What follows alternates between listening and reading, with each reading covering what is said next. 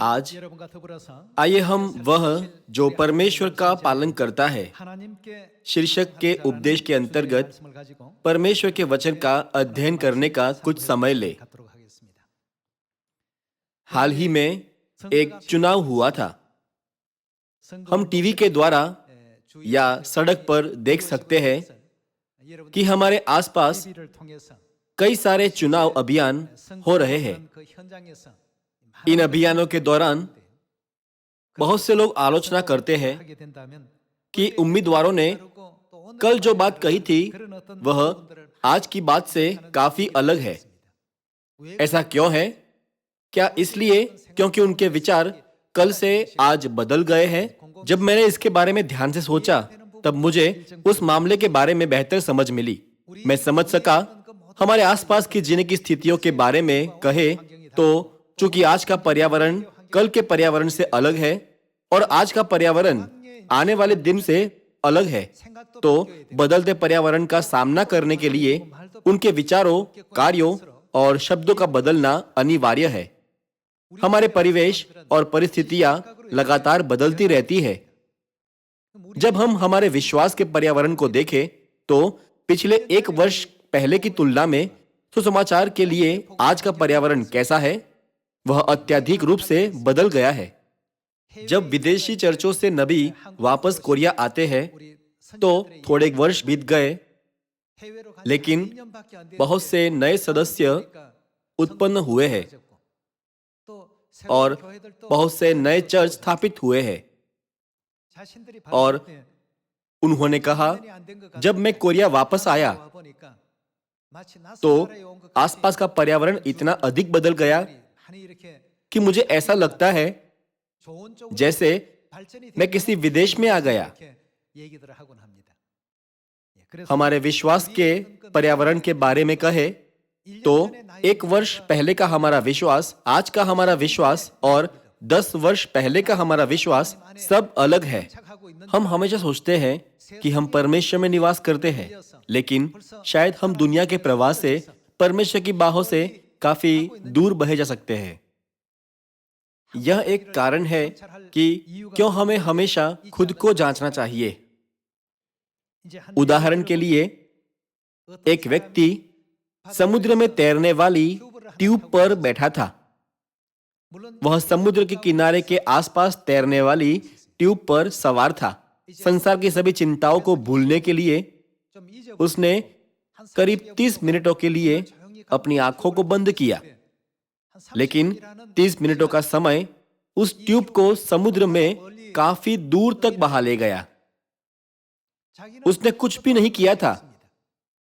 उसने अपने हाथ या पांव भी नहीं हिलाए थे, लेकिन बस ट्यूब पर लेटा हुआ था। 30 मिनटों के लिए हवा और लहरों से उछाले जाकर और उस बात से प्रभावित होकर जिसे वह समझ नहीं सका, ट्यूब समुद्र के किनारे से काफी दूर बह गई। जब उसने 30 मिनटों के बाद अपनी आंखें खोली तब भले ही उसने कुछ नहीं किया था, लेकिन वह पहले से ही समुद्र के किनारे से काफी दूर खतरे से भरे खुले समुद्र की ओर बढ़ रहा था। हमारे विश्वास के साथ भी ऐसा ही है। हमें ऐसा महसूस हो सकता है कि हम हमेशा उसी जगह पर हैं, लेकिन आसपास के पर्यावरण और परिस्थितियां हमें परमेश्वर से काफी दूर ले जा सकती है। हर दिन हम उस स्थिति में जी रहे हैं। तो बाइबल हमें हमेशा क्या करने को सिखाती है? क्या वह नहीं कहती कि हमें वचन पर करीब से ध्यान देना चाहिए? यदि हम परमेश्वर के वचन पर चिपके न रहे तो आज हमारा आत्मिक पर्यावरण कल बदल सकता है। मनुष्य कुछ भी किए बिना तैरने वाली ट्यूब पर था, लेकिन समय के बहाव के 30 मिनटों में लहर आई और उसे काफी दूर ले गई। हवा आई और समुद्र के किनारे से बहुत दूर काफी खतरनाक जगह में उसे ढकेला। चूंकि चीजें लगातार इस तरह बदल रही है, तो हमें खुद पर विचार करना चाहिए। यदि हम परमेश्वर से काफी दूर हैं, तो हमें क्या करना चाहिए? क्या हमें सुरक्षित स्थान पर नहीं लौटना चाहिए? क्या होगा यदि हम कुछ न करें? हम सोचते हैं कि हम हमेशा परमेश्वर में रहकर उसी जगह पर है, लेकिन बहुत सी आसपास की स्थितियां हमें दूर ले जा रही है। चूंकि यह हमारा मामला है, तो हम इसे होने से रोकने के लिए क्या कर सकते हैं? सर्वोत्तम मार्ग हमेशा परमेश्वर के वचन पर करीब से ध्यान देना और परमेश्वर का पालन करना है। आइए हम 1 तीमुथियुस अध्याय 6 पर एक नजर डालें। 1 तीमुथियुस अध्याय 6 वचन 3।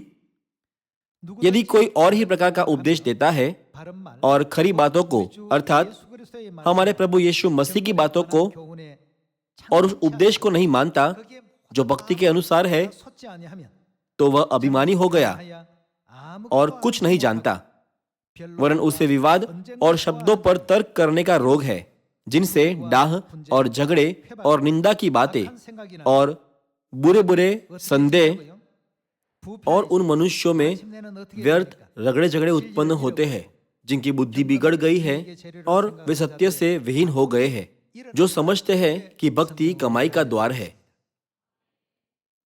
हमने कुछ नहीं किया और सोचा था कि हम उसी जगह पर हैं, लेकिन जब हमने आंखें खोली और चारों ओर देखा, तब हवा और लहर ने हमें सुरक्षित जगह से खुले समुद्र के बीच में लाया।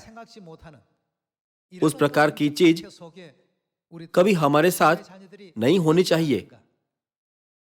हमें हमेशा खुद को जांचना चाहिए। उसे रोकने के लिए हमें क्या करना चाहिए? हमें परमेश्वर के वचनों पर करीब से ध्यान देना चाहिए। आइए हम 2 तीमुथियुस अध्याय 3 पर जाकर दूसरा कारण देखें कि क्यों हमें बाइबल पर करीब से ध्यान देना चाहिए। 2 तीमुथियुस अध्याय 3 वचन 15। और बचपन से पवित्र शास्त्र तेरा जाना हुआ है, जो तुझे मसीह पर विश्वास करने से उद्धार प्राप्त करने के लिए बुद्धिमान बना सकता है। उद्धार पाने के लिए हम परमेश्वर पर विश्वास करते, परमेश्वर का भय मानते और परमेश्वर की आराधना करते हैं, है ना? चूंकि यह लिखा है कि बाइबल हमें उद्धार प्राप्त करने के लिए बुद्धिमान बना सकती है, तो हमें हमेशा वचन पर करीब से ध्यान देना चाहिए।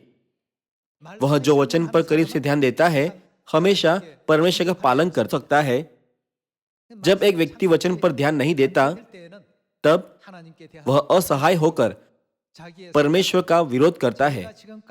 वह उसके खुद के विचारों और उसके खुद के पिछले अनुभवों के आधार पर परमेश्वर का उल्लंघन करता है। इसीलिए हमें दिन प्रतिदिन परमेश्वर के वचन का अध्ययन करना चाहिए और हर दिन यह पूछते हुए खुद पर विचार करना चाहिए, क्या मैं हर दिन परमेश्वर के वचन के प्रति आज्ञाकारिता का जीवन जी रहा हूं? यदि आपको खुले समुद्र में बहा लिया गया हो, तो आपको क्या करना चाहिए? आपको तुरंत सुरक्षित जगह पर लौटना चाहिए।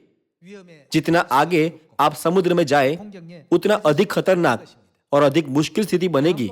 आइए हम यूहन्ना अध्याय 3 वचन 35 पर एक नजर डालें।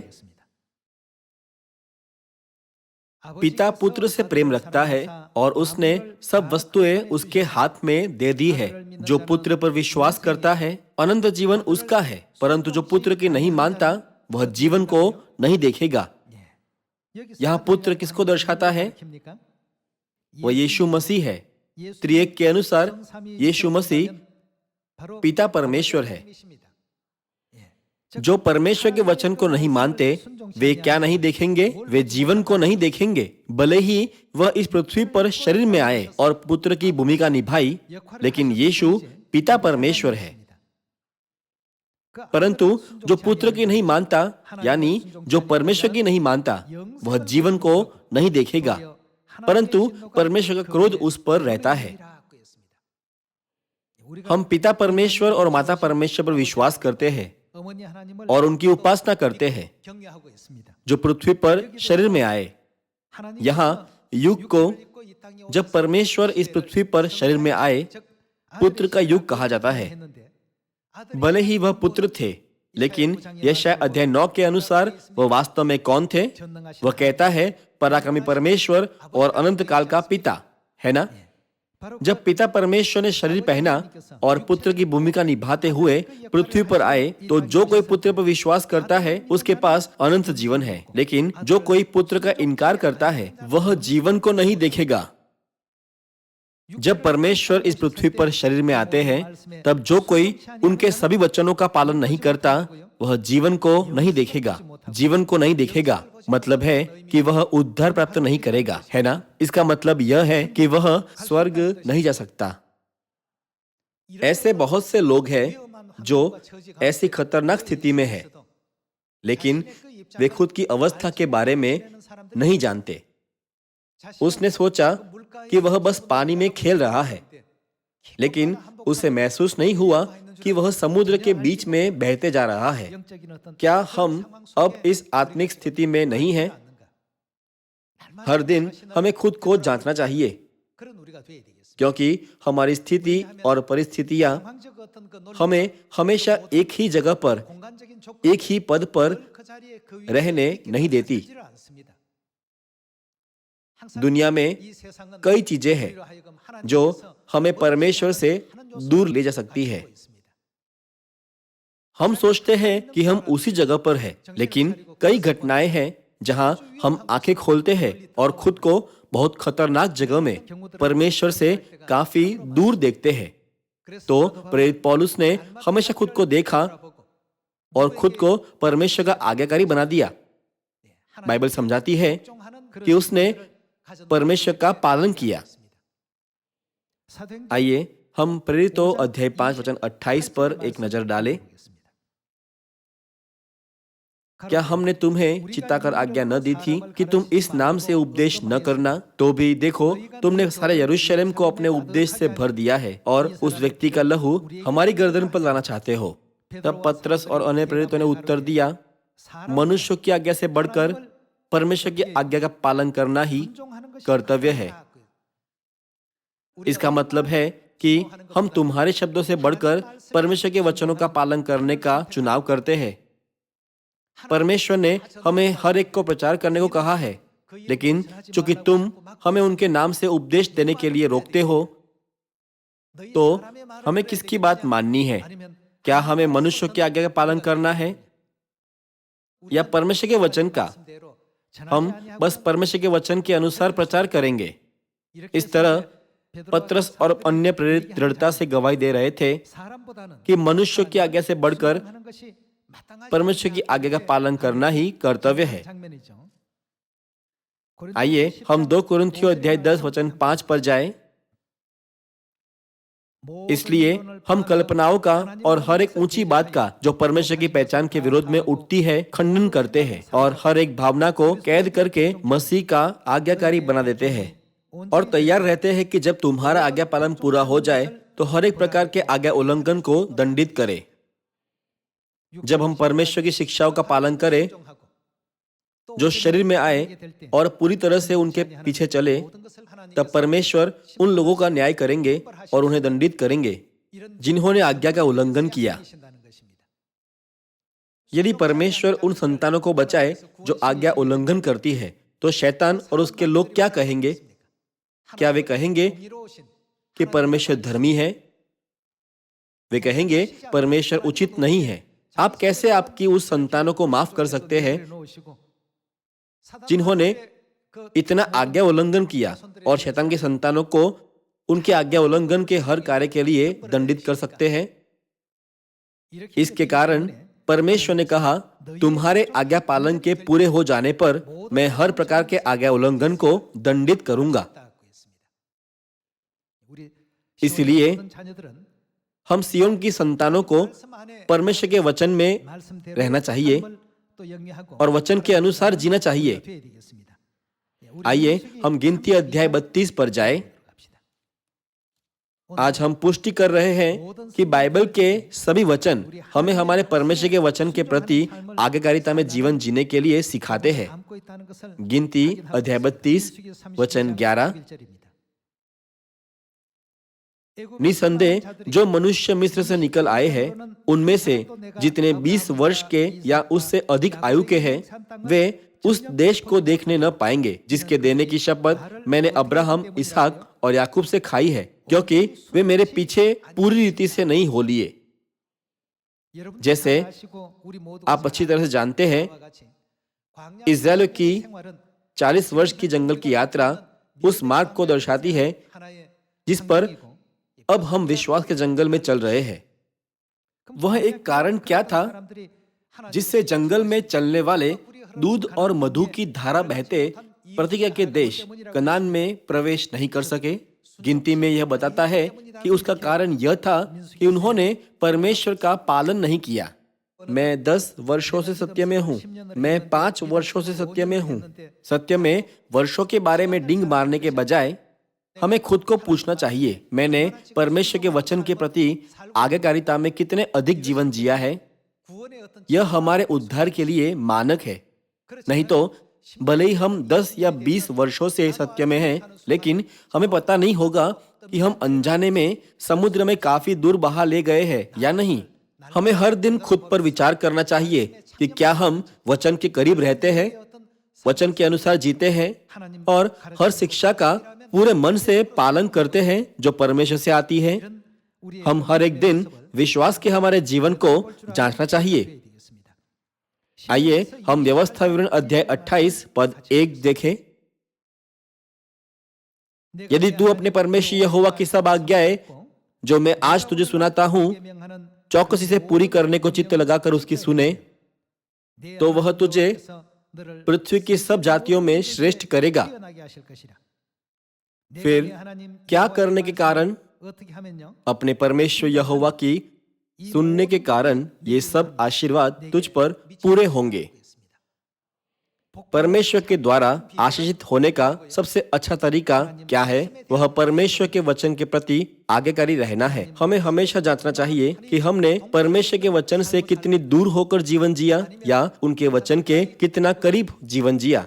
हमें हर समय परमेश्वर के वचन पर ध्यान देने की जरूरत है कि क्या हम वचन के प्रति आज्ञाकारिता में जी रहे हैं या नहीं, या हम गलती से यह सोचकर भ्रम में नहीं गिरे कि खैर मैं इस सत्य में लंबे समय से हूं तो परमेश्वर मुझे इसके लिए क्षमा करेंगे। हमें हमेशा इन मामलों को जांचना चाहिए। यदि हम हमेशा परमेश्वर के वचन के प्रति आज्ञाकारिता में जिए तो परमेश्वर हमें पृथ्वी की सब जातियों में श्रेष्ठ करेंगे। बाइबल कहती है, फिर अपने परमेश्वर यहोवा की सुनने के कारण ये सब आशीर्वाद तुझ पर पूरे होंगे। सभी लोगों, क्या परमेश्वर के वचनों में कुछ असत्य है? परमेश्वर जैसे उन्होंने कहा वैसे ही करते हैं। यह सिद्धांत किसी भी तरीके से नहीं बदल सकता। वह सदा के लिए नहीं बदलेगा। जो बदल रहे हैं वह हम हैं। हम बार बार बदलते हैं। दुनिया की लहर के साथ बह जाकर, संसारिक लोगों के गलत विचारों से बह जाकर, संसारिक लोगों की दुष्ट मानसिकता से बह जाकर, संसारिक मानसिकता से बह जाकर हम अक्सर स्वर्ग से दूर जा रहे हैं और खतरनाक स्थिति में है। चूंकि हम ऐसी खतरनाक स्थितियों को न जानते हुए एक दयनीय और मूर्ख जीवन जी रहे हैं, तो परमेश्वर ने हमसे क्या कहा? वचन पर करीब से ध्यान दो। बाइबल हमें चेतावनी देती है कि यदि हम वचन पर करीब से ध्यान न दें तो हम यह महसूस किए बिना कि हम अहंकारी बने हैं, हम हमारे आज्ञा उल्लंघन को न्यायोचित ठहराने की गलती करेंगे। लेकिन वे जो हर दिन वचन पर करीब से ध्यान देते हैं, वचन का पालन करते और वचन के अनुसार जीते हैं, भीतर आते समय बाहर जाते समय धन्य होंगे। उनकी हर चीज में परमेश्वर उन्हें आशीष देंगे। जैसे व्यवस्था विवरण अध्याय 28 में दिखाया गया है, यदि हम बाइबल की 66 पुस्तकों में परमेश्वर के हर वचन पर करीब से ध्यान नहीं देंगे तो हमारी आत्माएं असहाय होकर खतरे में गिरेंगी। भले ही हमारी आत्मा खतरे में है, लेकिन हम सोचते हैं कि हमारा विश्वास उसी स्थिति में अच्छा है जब हम अतीत में सुसमाचार के लिए बहुत मेहनत से कार्य करते थे। यह सच नहीं है। हमें यह विचार करते हुए कि मैंने वचन का कितना पालन किया, और कितना उस पर करीब से ध्यान दिया, खुद को जांचना चाहिए। आइए हम सभी शिक्षाओं का पालन करें और वचन के अनुसार जिए। आइए हम रोमियो अध्याय 5 वचन 19 के साथ जारी रहे। क्योंकि जैसा एक मनुष्य की आज्ञा न मानने से क्या परिणाम हुआ, एक मनुष्य की आज्ञा न मानने के कारण बहुत लोग पापी ठहरे। यह बेहतर होता यदि एक व्यक्ति की आज्ञा न मानने से वही व्यक्ति पापी ठहरता और उसका दूसरों पर प्रभाव पड़े बिना वह वही रुकता, लेकिन उसके आज्ञा न मानने से बहुत लोग पापी ठहरे। आइए हम जारी रहे। वैसे ही एक मनुष्य की आज्ञा मानने से बहुत लोग क्या ठहरेंगे?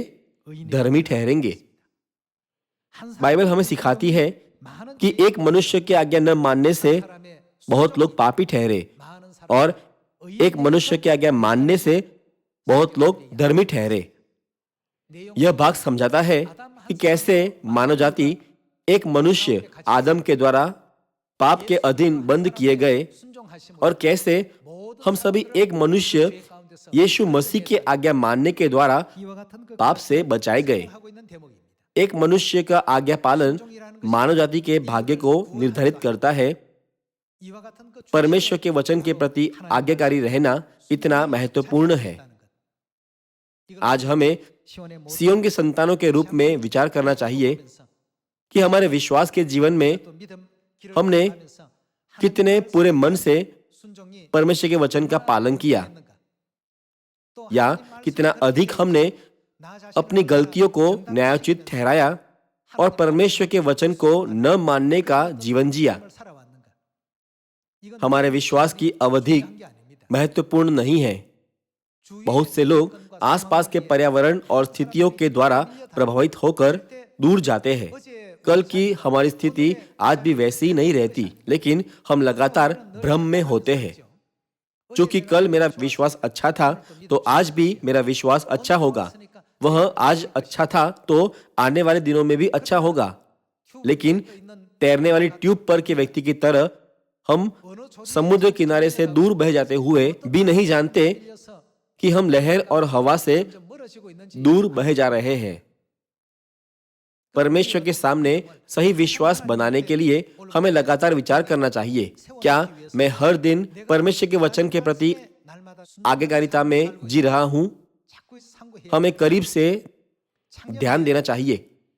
क्या हम आत्मा और दुल्हन की सभी शिक्षाओं पर करीब से ध्यान दे रहे हैं जो शरीर में आए और पृथ्वी पर हमारे साथ निवास करते हैं? हमें इस तरह विश्वास का जीवन जीना चाहिए। आइए हम इफिसियों अध्याय 5 में एक और वचन देखें। इफिसियों अध्याय 5 वचन 6, कोई तुम्हें व्यर्थ बातों से धोखा न दे, क्योंकि इन्हीं कामों के कारण परमेश्वर का क्रोध किस पर? आज्ञा न मानने वालों पर भड़कता है। यह बाइबल में लिखा है कि अंतिम न्याय पर परमेश्वर का क्रोध उन पर भड़केगा जो आज्ञा नहीं मानते। आइए हम इब्रानियों अध्याय 3 में एक और वचन देखें। इब्रानियों अध्याय 3 वचन 14, क्योंकि हम मसीह के भागीदार हुए हैं यदि हम अपने प्रथम भरोसे पर अंत तक दृढ़ता से स्थिर रहे। अंत तक दृढ़ता से थामे रहने के लिए हमें परमेश्वर के हर वचन का विचार करके क्या करना चाहिए? हमें वचन पर निर्भर होकर और उसे थामे रहकर उस पर करीब से ध्यान देना चाहिए। यदि हम वचन के अनुसार नहीं जी रहे तो हमें महसूस करने की जरूरत है हम परमेश्वर की बाहों से दूर भटके जाकर खतरनाक क्षेत्र में जा रहे हैं। वचन 15, जैसा कहा जाता है, यदि आज तुम उसका शब्द सुनो तो अपने मनों को कठोर न करो, जैसा कि क्रोध दिलाने के समय किया था। जब हम परमेश्वर के वचन से दूर होते हैं तब हमारे कार्य या विचारों को न्यायोचित ठहराने के बदले हमें फिर से वचन की ओर वापस आना चाहिए। भले ही हम लाखों बहाने बनाए लेकिन हमारे परमेश्वर आदि ही से अंत जानते हैं। क्योंकि हमारे पास इस मार्ग का पालन करने के अलावा और कोई मार्ग नहीं है, तो परमेश्वर ने हमारे उद्धार के मार्ग के रूप में अपने वचनों को स्थापित किया। यदि हम परमेश्वर के वचन के अंदर आने के सक्षम नहीं हो, तो हम असहाय होकर एक मूर्ख व्यक्ति बनेंगे जो समुद्र किनारे से दूर होकर समुद्र के बीच में पहुंचता है और फिर भी खतरे को महसूस नहीं करता। वचन 15 जैसा कहा जाता है, यदि आज तुम उसका शब्द सुनो तो अपने मनों को कठोर न करो, जैसा कि क्रोध दिलाने के समय में किया था। वचन 16 भला किन लोगों ने सुनकर क्रोध दिलाया? क्या उन सब ने नहीं जो मूसा के द्वारा मिस्र से निकले थे? और वह 40 वर्ष तक किन लोगों से क्रोधित रहा? क्या उन्हीं से नहीं जिन्होंने पाप किया और उनके शव जंगल में पड़े रहे? जिन्होंने पाप किया और जंगल में मर गए, उन्हें क्यों मार डाला गया? उसका जवाब वचन 18 में पाया जाता है। आइए हम जारी रहे। और उसने किन से शपथ खाई कि तुम मेरे विश्राम में प्रवेश करने न पाओगे? क्या केवल उनसे जिन्होंने आज्ञा न मानी? अतः हम देखते हैं कि वे अविश्वास के कारण प्रवेश न कर सके। बाइबल में यह बात दिखाती है, चूंकि वे विश्वास नहीं कर सके तो वे पालन नहीं कर पाए। यदि स्वर्गीय पिता और माता के वचन अनंत जीवन का मार्ग और स्वर्ग जाने का मार्ग है, तो हमें हमारे खुद के विचारों को निकाल फेंकना चाहिए। लेकिन इस पृथ्वी पर रहने के दौरान, जो ब्रह्मांड में एक धूल से छोटी है, हम इस जीवन से प्राप्त हुए अपने अनुभवों और थोड़े ज्ञान को बहुत महान मानते हैं। हम परमेश्वर के ज्ञान को, जो ब्रह्मांड की व्यवस्था को संचालित करते हैं, हल्के से लेकर उसे छोटा मानते हैं। यदि हम उद्धार के मार्ग से भटकते रहे, तो अंत में हम अनंत स्वर्ग के राज्य की मंजिल तक नहीं पहुंच सकते, जिसकी हम लालसा करते हैं। सियोन में हमारे सभी प्यारे भाई और बहनों, किसी एक को भी पीछे छोड़े बिना हम सभी को हमारे स्वर्गीय घर वापस जाना चाहिए और उद्धार के इस अद्भुत अनुग्रह में भाग लेना चाहिए जो परमेश्वर ने हमें प्रदान किया है। ऐसे अनुग्रह में भाग लेने के लिए हमें हर दिन खुद को देखना चाहिए, मगर एक मानक के बिना विचार करना अर्थहीन है। खुद पर विचार करते हुए हमारे पास एक मानक होना चाहिए। तब वह मानक क्या है जिसके द्वारा हम खुद को जांच सकते हैं? क्या मैंने आज परमेश्वर के वचन के प्रति आज्ञाकारिता में अनुग्रहपूर्वक जीवन जिया? क्या मैंने कल आज्ञाकारिता का जीवन जिया?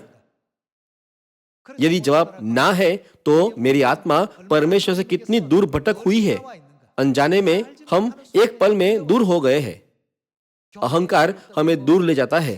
धन और सम्मान हमारी दृष्टि को धुंधला करते हैं और सांसारिक अभिलाषाएं और लालसाएं हमें आगे और आगे परमेश्वर से दूर करती है।